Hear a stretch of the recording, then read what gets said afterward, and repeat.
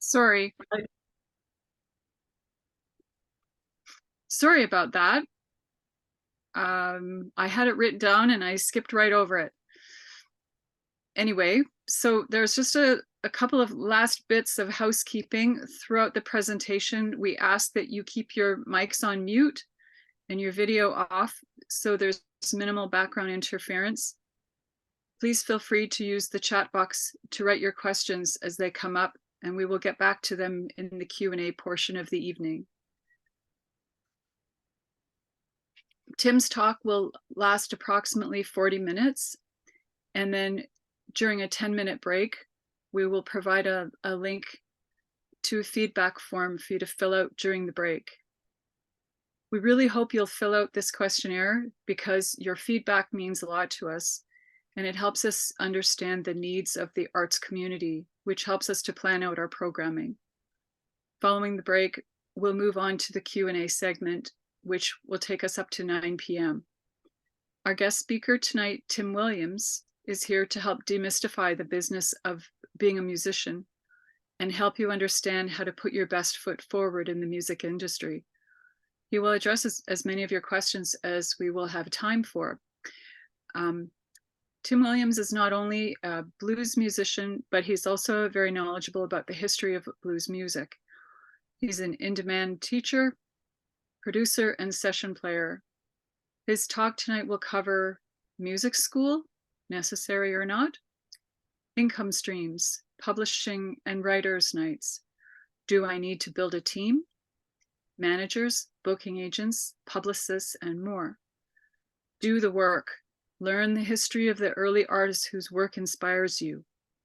Build a press kit that reflects who you are and who you hope to perform for. Showcases, valuable or not, and the all-important element of finding your voice as an artist.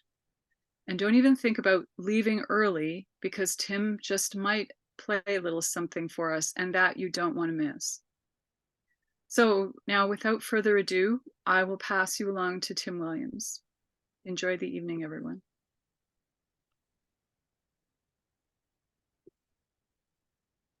Thank you, Margaret.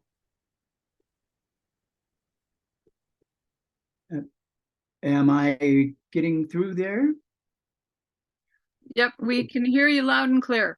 Okay, wonderful. Well, thanks everybody for attending. A short bio of my qualifications. I started playing gigs when I was 15, and that was 60 years ago. I have played the biggest folk festival in the U.S., the Kerrville, Texas Folk Festival. I've appeared at the largest country blues gathering, which is the Port Townsend Centrum Blues Week.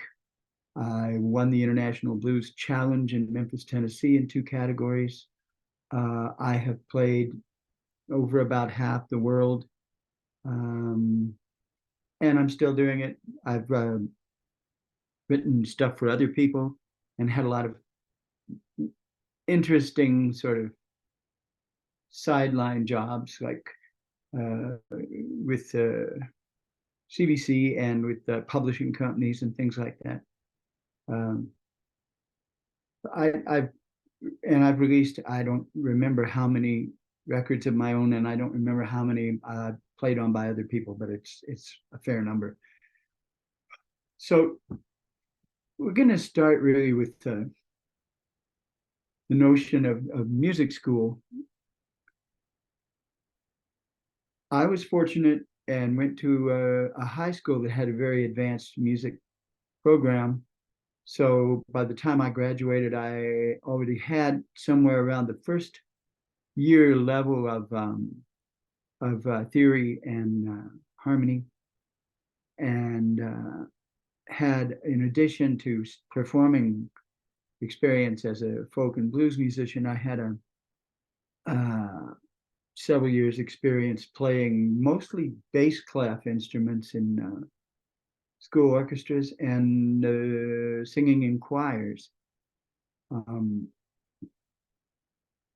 So for me, I continued the education for 2 years at City College of Santa Barbara, and then when I went to transfer my credits, the university system said, "Oh, well, you're qualified, but we take everybody that paid the University of California for the first 2 years first, and so we don't have a space for you." And I instead took my degree in my little associate arts degree in English. Um, Music school can be really valuable. Some form of ongoing education is always valuable. You don't have to be the best sight reader on the block as an artist, but you should begin to learn how music's constructed. You know, the what makes a chord, what makes all those wacky numbers that get added on the ends of chords for the added notes. You should learn that. These days, the internet is an incredible tool for that kind of thing. There are very reputable people teaching all manner of theory and harmony, and generally as it applies to your specific instrument. Mine are the guitar and the mandolin and a few other string instruments. It's if you want to have a career as a teacher, ongoing music education, post-secondary music education is a must. If you want to have a career as an artist, it can be a bonus depending on where you want your career to go, the kind of music you want to perform or create, the uses you see it going to. All of those things are factors. Do I need to know how to write for horns? Do I need to know why some note stacks for chords work and some don't for larger ensembles? That kind of thing.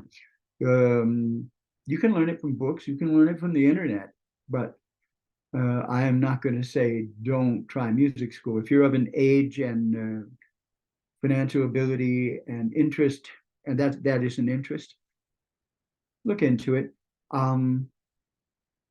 My ongoing education consisted of hundreds of gigs, many with the last of the older blues musicians who were still around when I was a kid, and country musicians.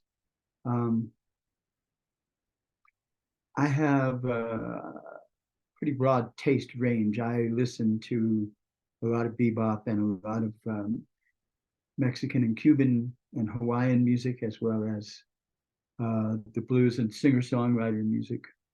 And I've actually been able to play with a lot of people in a lot of those genres because I put in the time to listen and figure the job out.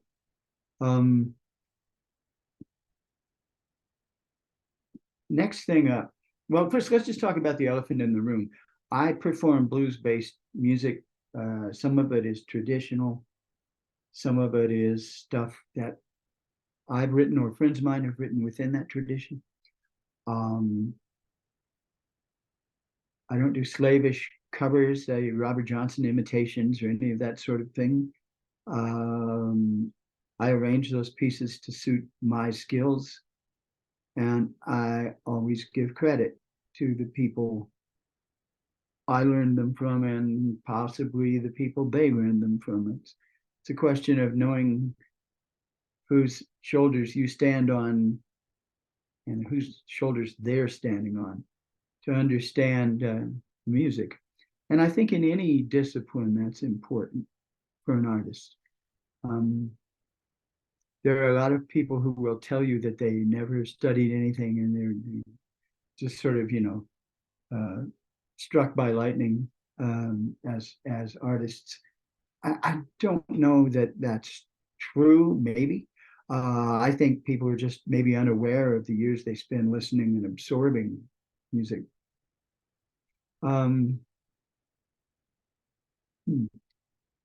So I don't try to sound like an African American when I play. I play how I play, which is a very sort of Southern California based conglomeration of music's similar to what Ry Cooder does. It's a little bit of a portrait of, you know, the music I was raised with.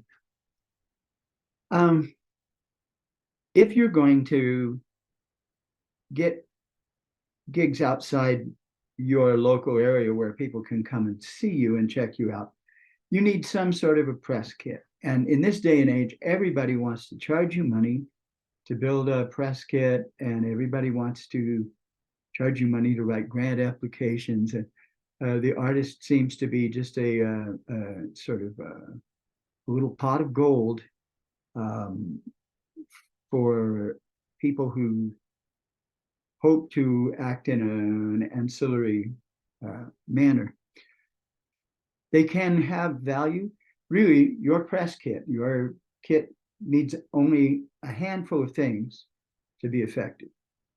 It needs a good, high quality photograph of you or your band.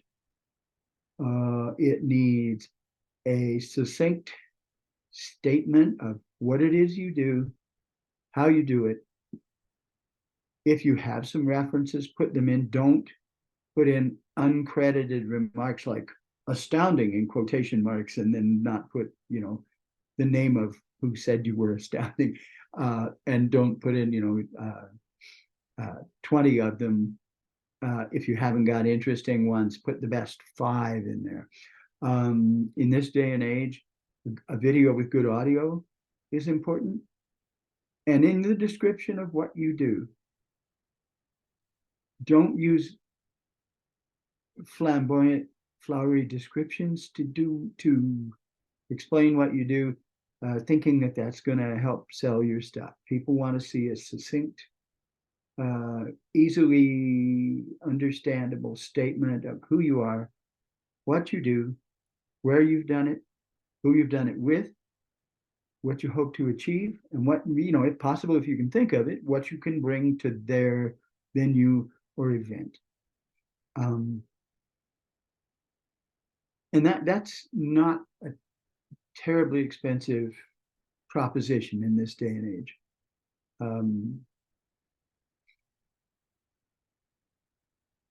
I know I get put off by people who attempt through very flowery writing, and sadly sometimes using words they're not exactly sure of the definition of. It feels like a con job when you read those. Be clear, be honest. If you have the goods, they can pick it up from a song or two and a video and your description of what you do. If you need to hire somebody to write that for you, then do that too. That leads me into the next thing, which is building a team. People like the idea of having teams these days. I signed my first record deal when I was first major label deal when I was 20. Was I? Or maybe 19. And then, no, I had just turned 20. So it was an opportunity presented to me by a management company who then assumed that they were just going to take control of my music and my professional life. They were trying to circumvent the record label's publicist, and so they wanted their hands on everything, their imprint. And the record didn't go anywhere. That's as much my fault as anybody's. But the absolute silence that greeted the release of it in terms of larger gigs is because I did not have actual experienced people working for me.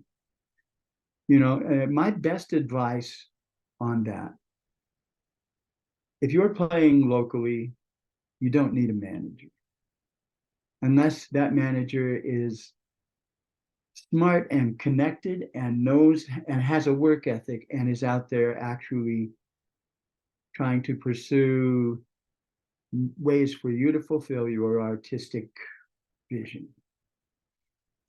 I hired a publicist 2 albums back, a very well-known one. He was very expensive, but he did a great job. I got airplay and reviews from all over places that I'd never had before. And but he was a contractor. We made a deal. I paid him. He did the deal, and it worked well. And I might use him again someday. Anyone who comes in and says that part of the package is your publishing rights, treat them with a 10-pound sack of salt. Publishing rights are, unless you've written a large hit these days, publishing rights are not what they were. Fewer and fewer radio stations are programming a wide variety of stuff. And there's simply not the likelihood that your stuff is going to generate a huge income. Congratulations if it does. But you do not need to give half of that away to a record company who didn't do anything really in terms of promoting you as a writer other than, pay for an album of music that they were impressed by. As a writer, you only have 2 real streams of income: writing and publishing. Those are the 2. Songwriting, you will need to, if you're releasing stuff to radio or someone is covering your tunes, you will need to join SOCAN, because they're the only guys even semi-accurately monitoring radio and television and film use. And you should also, just through SOCAN, that they have wonderful resources for this. Investigate publishing, investigate your needs. Do I need to register as a company? Is there anything special I need to do? I have a registered Alberta company, and it handles my publishing, and it's also a sort of business umbrella. SOCAN can be a tremendous resource for that stuff. And my best advice, unless a very reputable manager comes to you with a plan and a timeline for that plan, I would say keep that at a distance. Evaluate that very carefully. Decide how much of that service you need, and do you need it? Do you need somebody full-time doing it, or are you better off to contract specific services?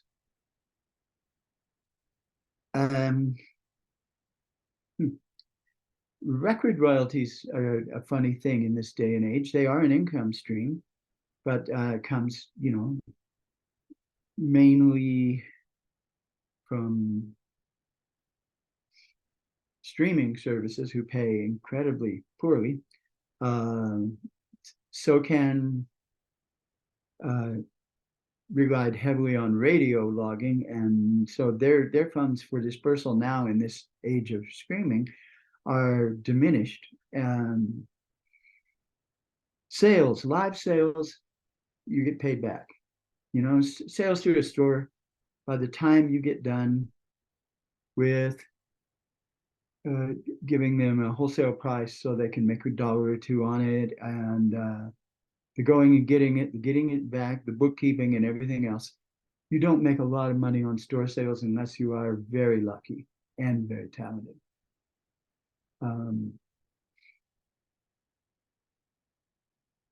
Live gigs, the better the gig, the more you sell. In this day and age, like where just recently, in clubs. I have sold 1 or 2 CDs in the last month, but I've done a couple of house concert style gigs and folk club style gigs where I have sold probably 40. So, at $20 a pop, you look at that. It's very easy to do an indie CD these days. You will need some kind of sound demonstration, and you'll need to upgrade that as you go.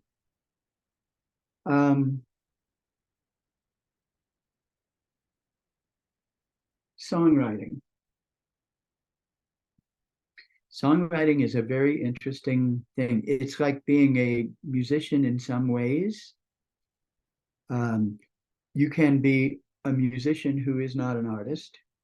You can be an artist who is also a fine musician, or you can be that combo where you make part of your money as a working musician and part of it from the art that is your personal contribution to the musical world. For example, last week I played in 2 seniors' homes, and it was fine. Not really a gig that I had gone looking for. I also played in 2 clubs and taught a group class and some private lessons. And those are all income streams that help pay the bills. Teaching is a good one. If you can assess your own skills and figure out what you'd be good at teaching, teaching is a very good additional income stream. Teaching music, teaching songwriting, teaching singing. I mostly teach guitar styles because that's what I'm primarily known for, although I've had a lot of covers by other artists on my songs, and some of them have done well. I occasionally teach songwriting classes as well, and these days I also get hired to do a lot of talks on blues history, on the regional styles and the development of the music from its inception to now.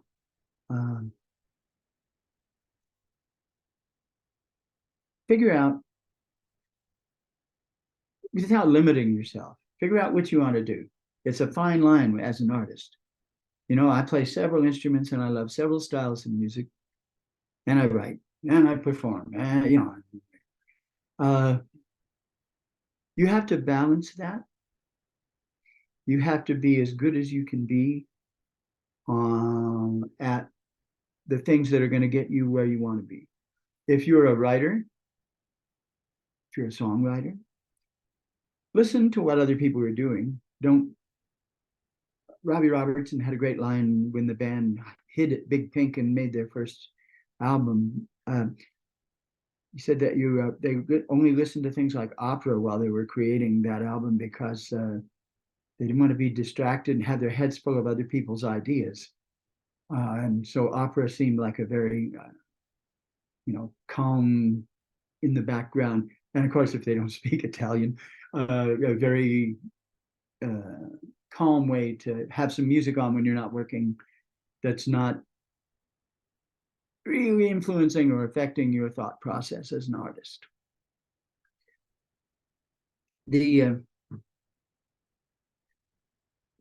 Play a lot of stuff. I'm not sure. I mean, I see some familiar names on here, so I know that some of you are a long way from beginners, and some of you are working pros. But always keep searching for what it is you do that makes you unique, and then add to that from there, as a singer, as a player, as a writer, as an interpreter of other people's work. You have to find your own way to do it. And there are places where outright copying things can help you. There's the idea that you can learn a great deal on an instrument by learning pieces note by note from tablature or from sheet music, because they help you, they present you with new musical ideas. They help you with ear training, which can be enormously handy on the bandstand when you're playing. And networking is an important part of it's going to be your career too. I mean, you have to. I'm not the most sociable person in the world, but I've learned you have to go out there and sell yourself a little bit. These days, there are a wealth of showcases. They seem to be 5 every week that I get notified about. There are some important ones that are worth doing. Go through the official channels to see if you can get an official spot on a showcase when you apply for them. Rather than showing up and paying to go to the conference and rent a hotel room and then hoping to impress enough people to make the investment worthwhile. The Folk Alliance is a classic example. There are people who spend years going back and back and back to the Folk Alliance without an official showcase. And they have, and you see them busking in hallways and hoping to get invited on other people's jams and handing out leaflets. And they've got a lot of trees were killed at those events. You see them not doing what they need to do, which is to find ways to meet the people who actually can take you where you want to go. Look at Alberta Showcase, Pacific Contact in BC. Saskatchewan has a couple. OSAC is the big provincial showcase. And these there's one in each province at least. Those are the good official showcases. There are also showcases sponsored by companies. Some music stores occasionally do it. Some bars do it in a way, a sort of talent contest. It's kind of it's not as effective because what they're hoping is that if they've got 3 acts on the bill, all those acts will bring all their friends and the bar will be full and they won't have to spend any money because it's a showcase. But when you go, I mean, think about where you want to be as an artist again. As a buddy of mine, great musician, once said to me, you have to know what it looks like when you win.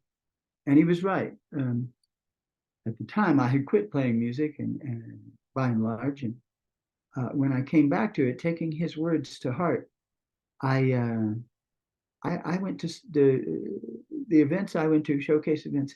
I knew who I needed to speak to and who I needed to hand a press kit to or get a contact for. These days, it's so much easier because you need an email address and you simply send an EPK. The electronic press kit is a great boon and a money saver and a time saver.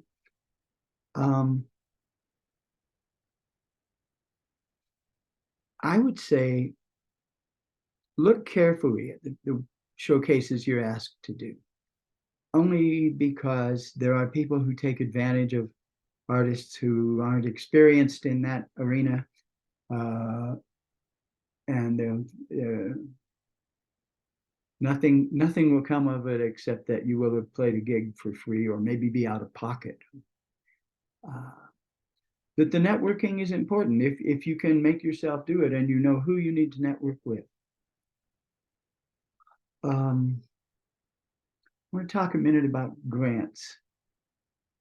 Grants are a great boon to artists.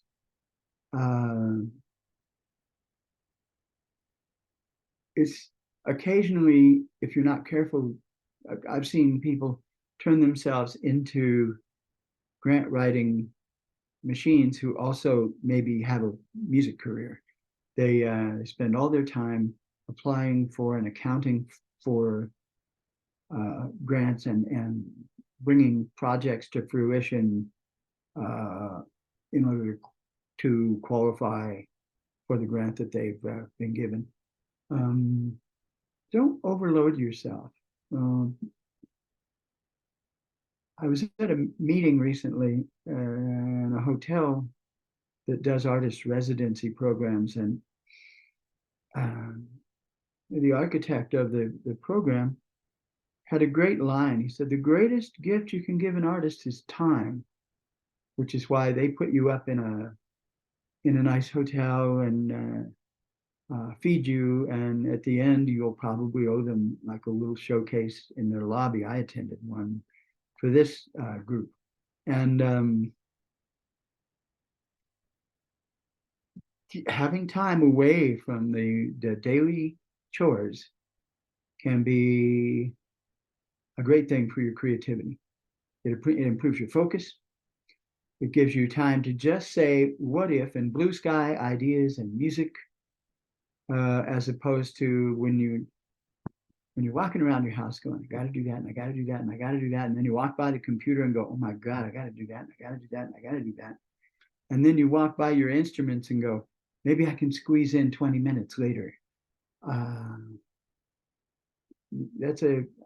When that happens to me, and it does, I treat it as a sure sign that I'm overextending myself, and it's a bad idea. It seems good because all of us are in situations where we need money.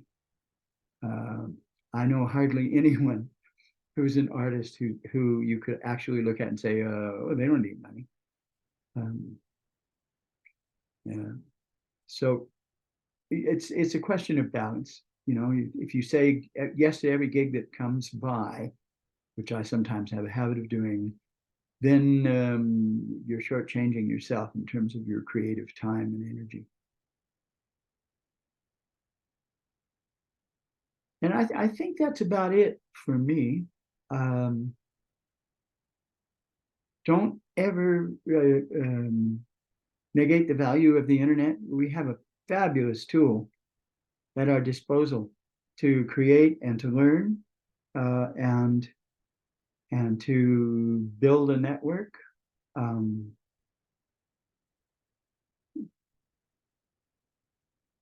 that's a big part of what you're going to need as an artist. And it's such a personal decision, such a personal issue. Decide where your boundaries are, but stay flexible, you know. There are gigs where you're maybe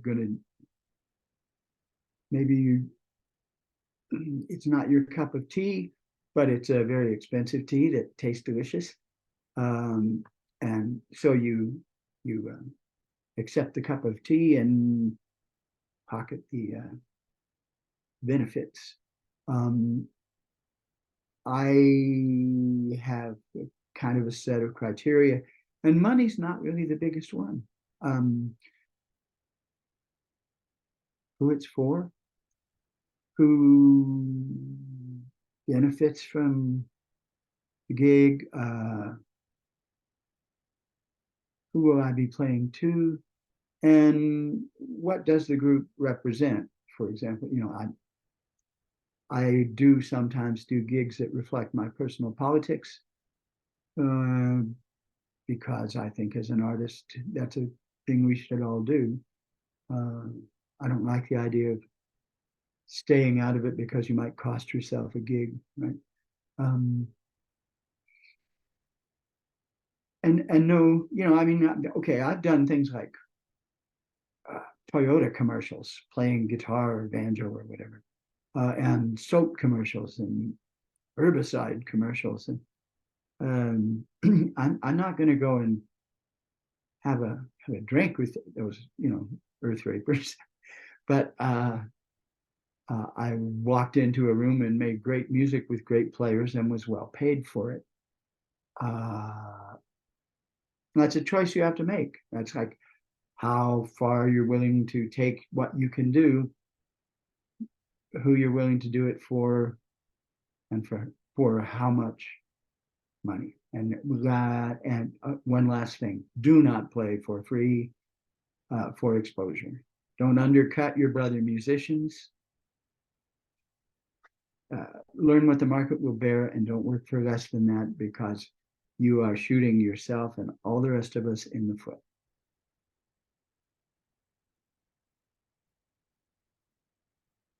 And I think now we're about ready to take a break, and you guys can do your Q&A. Yes, thank you, Tim. That was amazing. I'd like to take a 10-minute break, perhaps. Does that sound good? I've put the link to the survey in the chat, and I'll put that in there just again in case you missed it. We'll come back at let's see, 6:46. Let's come back about 5 to 8. Does that sound good? And if you have any questions for Tim, please put them in the chat and we'll do a little Q&A, and stick around because Tim's gonna play some music for us, right? Yeah. Okay, we'll see y'all back here at 5 to 8. 5-2. Yeah. Okay. Sounds Bye. good. Okay.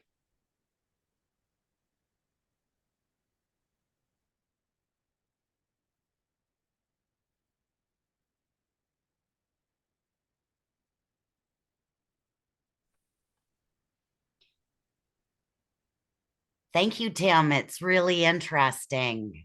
Oh, wonderful.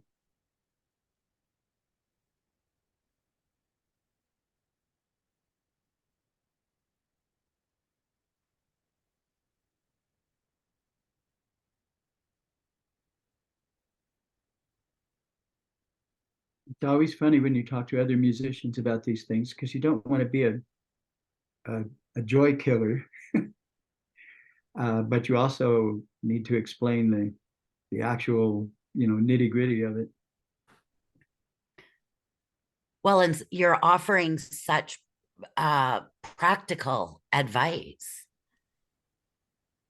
When I went back to performing 30 years ago, after quitting twice, just out of frustration, I discovered, without a manager or a booking agent or a publicist or even a record label at first, that I was actually making some money for the first time.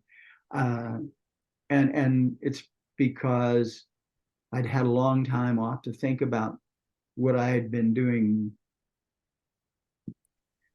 maybe not wrong, but maybe by half measures. And what do you need, and what can you do for yourself,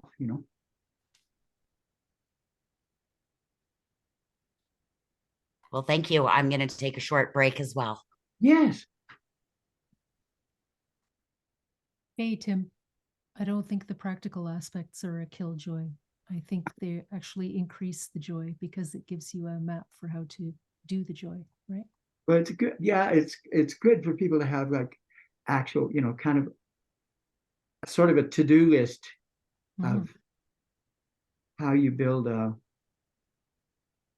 presence, I mean, I've done this a long time, and I know a lot of people now, and a lot of them are retiring now, but I know how to keep myself working and strike a balance between the bread and butter in-town gigs and the occasional tour out of town, where, as a buddy of mine likes to say, we are a steak on the road and hamburger at home.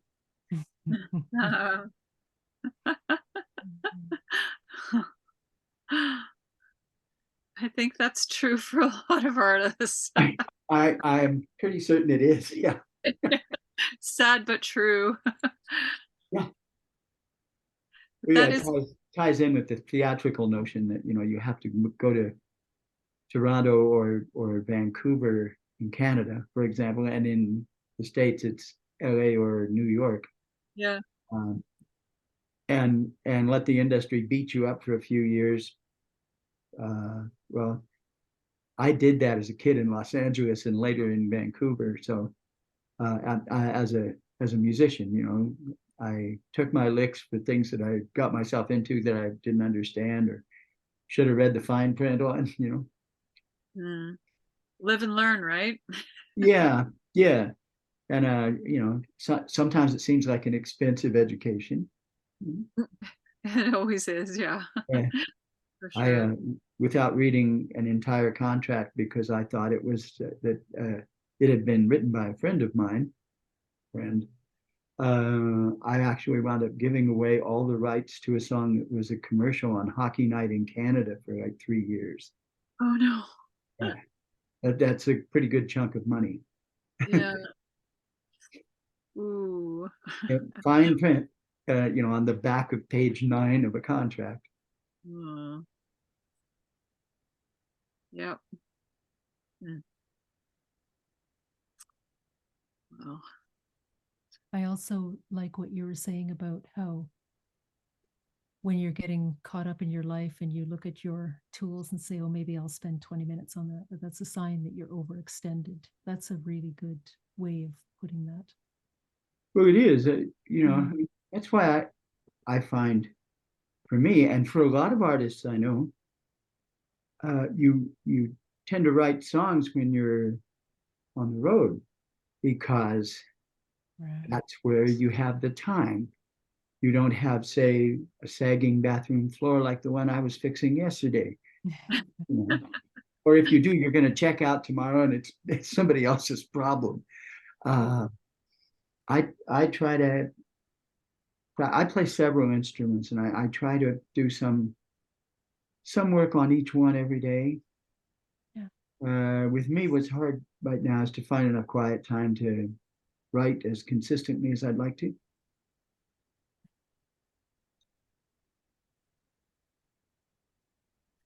It's hard to plan for the everyday because every day is different and there's always things coming up that you never expect. So it takes an enormous amount of discipline to stick to the plans that you make.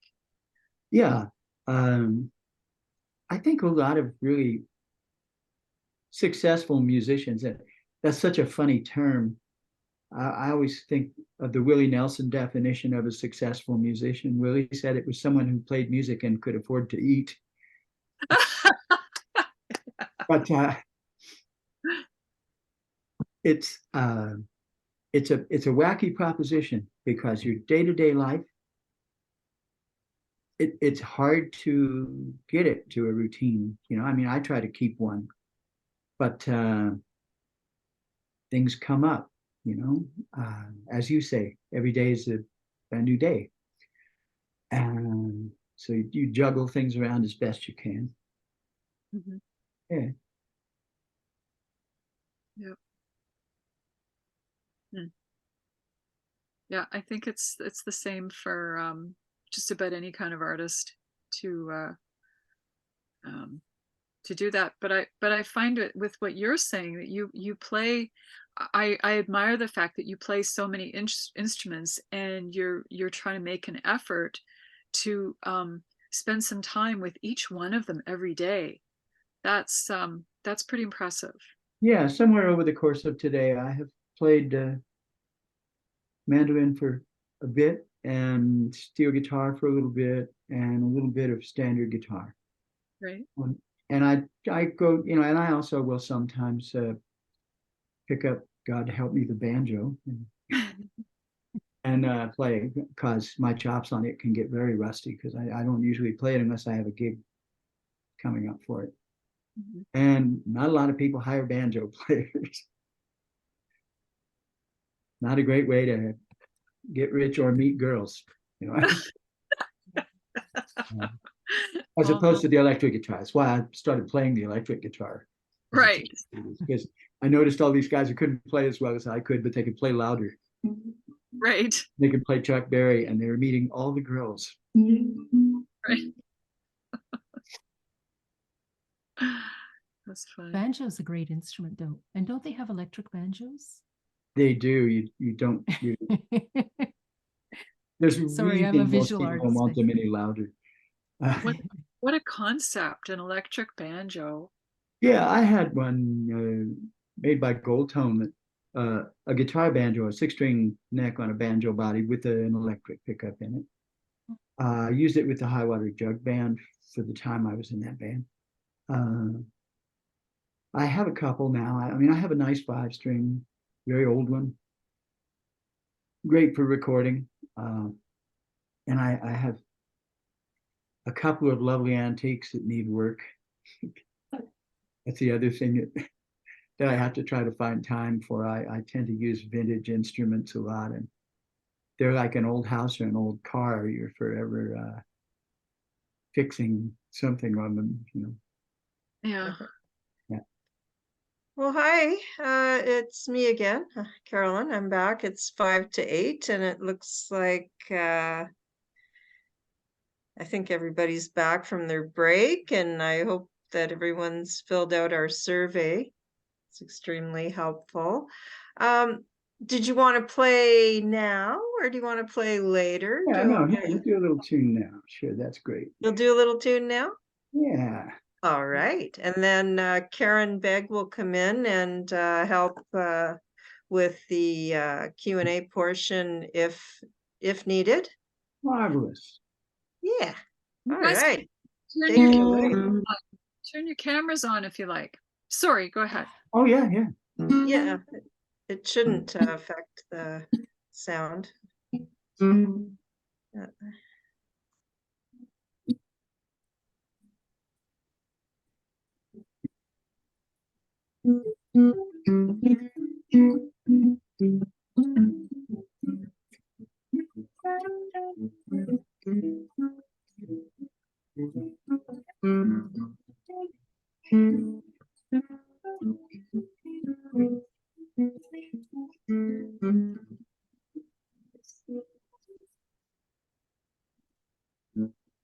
Tim, I think you're too far from your microphone. You cut out. We can't hear the music. We could hear your voice just fine when you're speaking, but we can't hear the guitar very well. I've had that happen before here. Is there? Where would I go for the volume on here now? There is a volume on the bottom left corner of your Zoom window. There is a setting for the volume for under. Bottom left corner. I see a mute. Yeah, there's a little arrow there. Hit the arrow. Got it. Gotcha. Oh. You should be able to set your audio and see if that makes a difference. Select a microphone. Go to the very bottom where it says audio settings. Oh, here we go. Yeah. And output volume. Yeah, and speaker. Yeah, there you go. See if that makes a difference. Can you hear that? Just barely. Hi, sorry, real quick, there is an audio setting specifically for live performances. You'll just need to go into your audio settings, and you do that on the bottom left corner. There's a little got it. Yeah, There. that's where we were. That's where we were. So let's see. I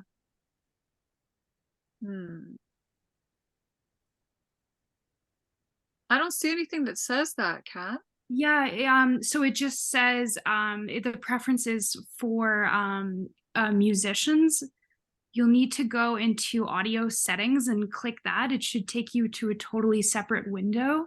Yes. And then from there, if you scroll all the way down to the bottom, there's a section called audio profile, and you'll need to look for the last one that says original sound for musicians or the live performance audio. Oh, yeah, I see that.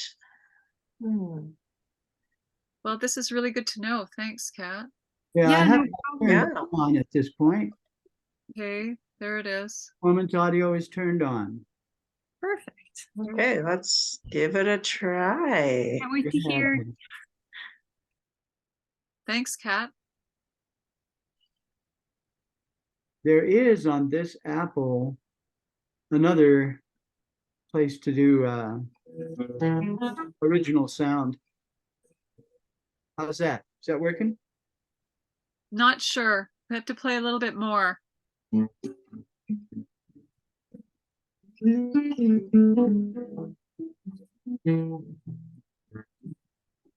It's better. A little bit better. Still kind of choppy. Well, let's input volume. Hang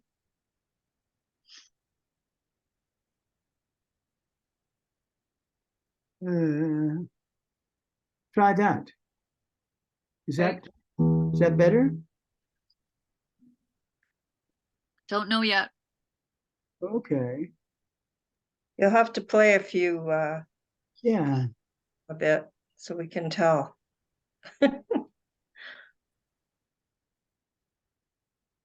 Okay. I have a yes. Okay. Here.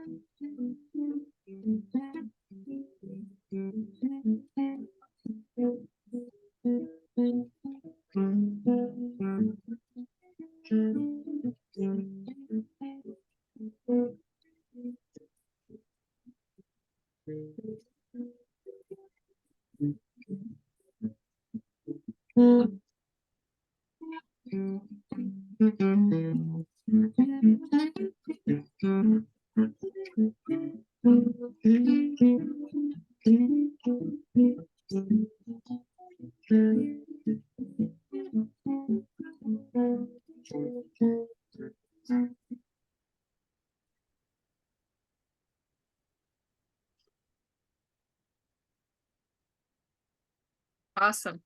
Thank you. Oh, excellent. Good. Okay. That you got that. It was still a little bit choppy, but we got the general idea. It makes me want more. So, it's good. It's good. Oh, good. So thank you. Yeah. Thank you. Hmm.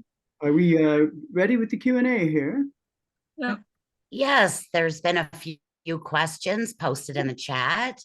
I have one. When you were saying earlier about a promotional package, Yeah. what sort of things, as a beginner, what sort of things should one include? Okay. You need a photo. High res is usually better because if somebody's going to hire you and say do an ad or festivals do in their programs, prefer a fairly high resolution photo. Check out their requirements when you talk to them. But if you explain to a photographer that you are going to use it for electronic purposes for advertising and you need a high resolution photo, even a good amateur photographer knows how to do that. You need that.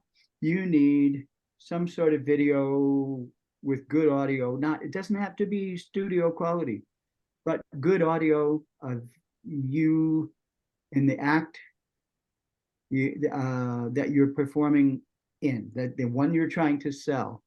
I see so many things where people send a poorly mixed, poorly filmed, bad live video and go, "I'm the second guy on the left." Are you applying as a band? Are you applying as that band with those people? Are you applying as a solo act? You clear up that confusion.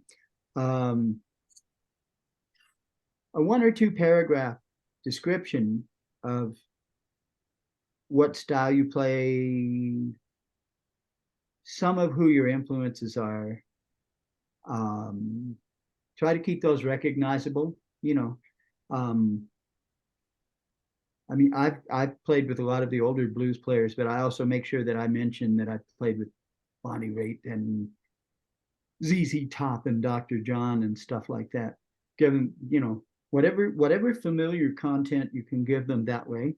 And the same with venues. List the highest profile venues you've played, you know, and list maybe 4 or 5 if you have that many. Otherwise, just list a couple. You can ask people who've hired you to give you quotes if they like what you do. You can ask other artists. I mean, I've done that for friends, you know, like for grant purposes and for websites. Those are the key elements, and a contact. Do not forget to tell people how to get a hold of you. My website has a book Tim now button on every page, so you don't even have to go back to find out where to hire me. You can just, you know, look down in one corner and it's right there in bold red and white. And you know, mine's got all that stuff: the phone, the fax, the email, voicemail, all that stuff. List your social media so that they can actually check out any, you know, what you post, which is kind of like looking in somebody's medicine cabinet. It gives you a fairly in-depth personal look at who they are and what they do. And that's it. You're good. You know, they become more elaborate with time as you build up more references, more performance venues, more experience, and also you kind of need to change the photos up now and then. I don't worry about it too much on my website, but my other social media sites, I'm always adding new photos from gigs or from photographer friends to the camera roll, so that I can keep using different photos because it catches people's eye more than the same one all the time. Mhm. Yeah. Makes But sense. that pretty much sums it up, you know. Well, that's great advice.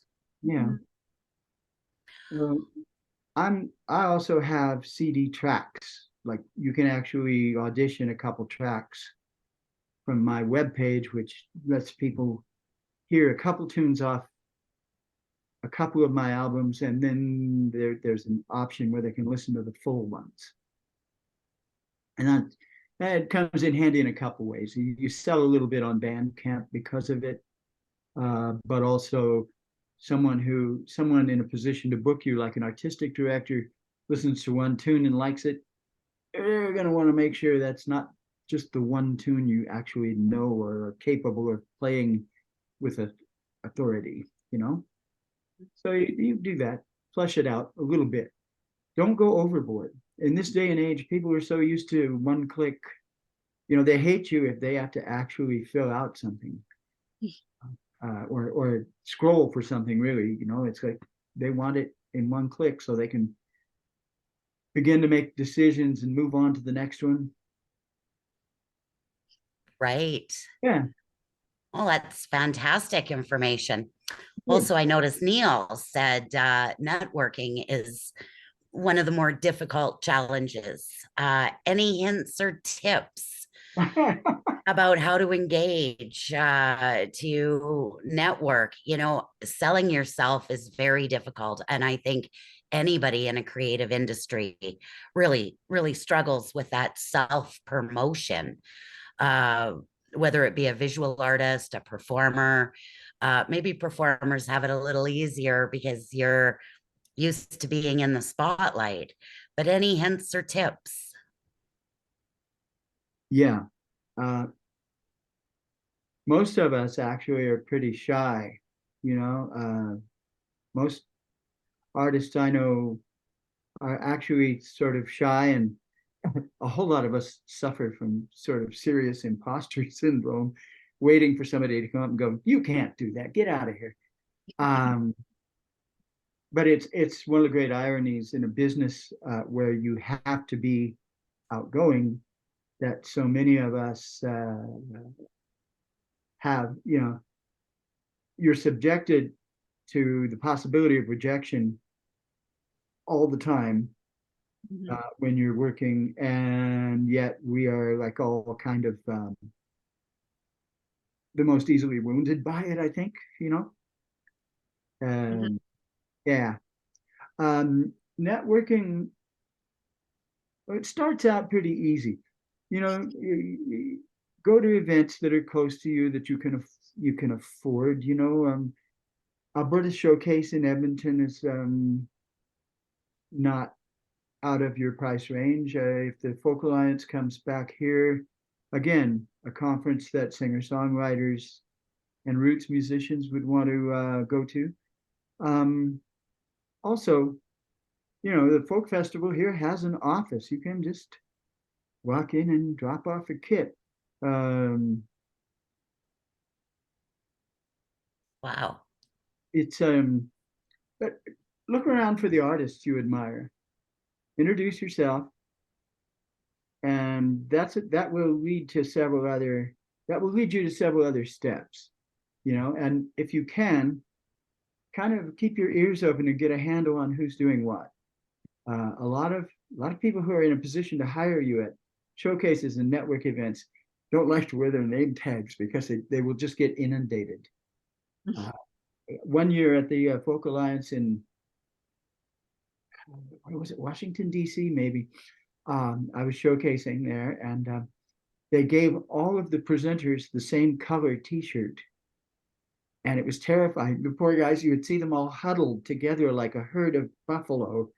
And it was people almost throwing cassettes and CDs and one-sheet bio things at them, Be respectful, and don't monopolize people's time.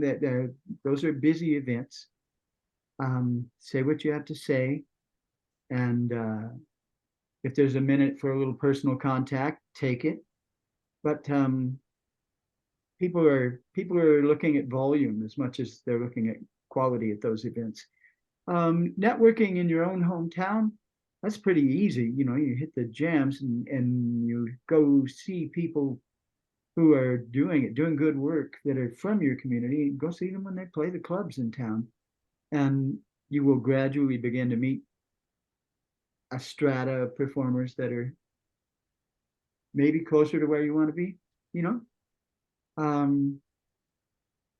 Be honest, don't waste people's time. Be polite but assertive without being aggressive, I guess is what I'm trying to say, Right. Yeah. So practical. Wonderful. Thank you. One of the comments was people die of exposure. Oh yeah, doing it for free. And that's so true. You can't pay your rent with exposure bucks. Yeah. One of the other questions that came up in the talk was, what recommendations do you have for getting started with recording your music? Well, that's a good one. I came up in an age when it wasn't even common to find people with a decent, what now would be a home studio, a room with a little bit of good gear and egg cartons tacked all over the walls to deaden the sound. In this day and age, it is possible to do. People make feature films on a cell phone. So Yeah, think about the quality. My iPad, which is one of the newer generations, I bought it early on in the pandemic because I realized I was going to be doing a lot more online work and work from home. Has such a good camera and microphone on it that I do a lot of my promotional stuff straight to it. Everything that I can record demos on it. I can record a whole set or songs on it. That part is fairly easy, and even a Luddite like me can handle the technology involved in getting a decent recording out of a computer or an iPad or even an iPhone. And I've used PCs, and I've used non-Apple products in terms of phones. They mostly have a pretty decent audio quality, both recording and playback. And there are programs you can use like, what's the one I use? Quick Voice Pro, which will let you record a song. The file is big enough that you're going to need to get handy with WeTransfer, which is a very simple way to send files. It just compresses the file, and then the file opens again as the recipient opens the email it's in. So you don't lose anything. And those are two fairly easy tasks to do. So you can send people some video without changing out of your pajamas. I mean, basically. You can make a short video of a few tunes and send it out electronically. It's very cost effective. You can write the press kit. You can assemble all that as one thing, right? And most people can do this on their home computer. A simple kit is pretty easy to assemble. That's good. I think that's the best way to get started, and show it to some. There's some good studio owners in this town, and good engineers, and some good producers. Do a little bit of research and shop it around a little bit. Don't go looking for money right off the bat. Just see if you find someone who's interested enough to want to work with you, who's got a track record of some sort, and go from there. Wow, fantastic. Thank you. Yeah. I'd also like to open the floor if anybody else has some questions, please.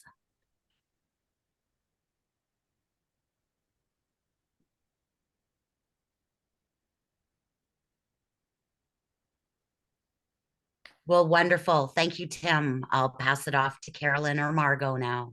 All Thank right. you. Yeah, thank you, Tim. That was just amazing. So much great information. I really appreciate your coming out tonight and doing this presentation for us. I hope to get out and hear you play again. Are you still doing a weekly thing at Mikey's? Yeah, if I'm not on the road, I'm at Mikey's solo on Tuesday nights. Tuesday. Mikey's on 12th, and then also I host the jam at the Saturday jam at the Blues Can with an electric band, very good electric band. Wow. So I'm Excellent. available both places when I'm in town, and I'll be in town now for probably till first week of March. Excellent. Okay, so Tuesday at Mikey's, Saturday afternoon at the Blues Can. Yeah, 3 to 7. All right, Yeah. I'll come out and hear you play. Oh, dude. Yeah, and I just wanted to thank everyone else for coming out tonight and to this presentation and for supporting EAR. I hope you filled out the survey because it really does help inform us on our programming for 2024. And we do have another talk coming up on the 22nd of November this month. And it's about basic income and affordability. It's a pretty timely and an urgent discussion about a crisis that's affecting us all right now, and propose solutions. So please come out and join us. We have a couple of women from We're Together Ending Poverty, WTEP, and Basic Income Calgary as well. Okay. Super important. Thanks again. Wonderful, Tim. All right. Well, thank you very much. Thank you. Okay, Steve. we'll come and hear you play soon. All right, you guys keep up the good work. That's wonderful what you're doing. Thank you. We All right. appreciate it. Thanks for being here. Thank you. Bye. I really enjoyed Bye, it. everyone. Bye-bye. Have a good night, everybody. Take care. Thanks, Karen and Margot. Thank you, Tim. Thank you, Tim. Thank you, Karen. and- Bye-bye. Thank you, Tim. Thank you, everybody from here. Thank Thanks, you. Neil. Thanks for being here.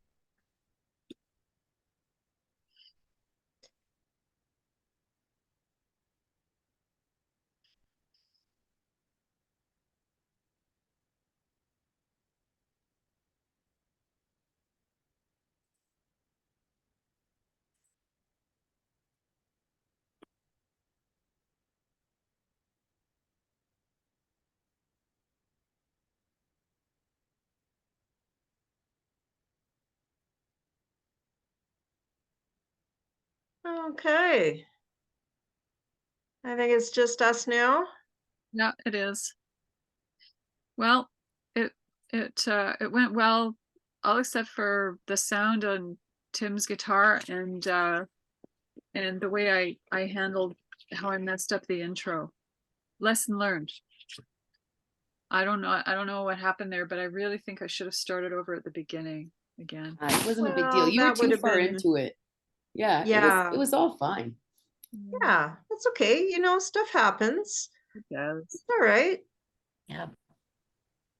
But I'm that gonna is stop something that we recording. can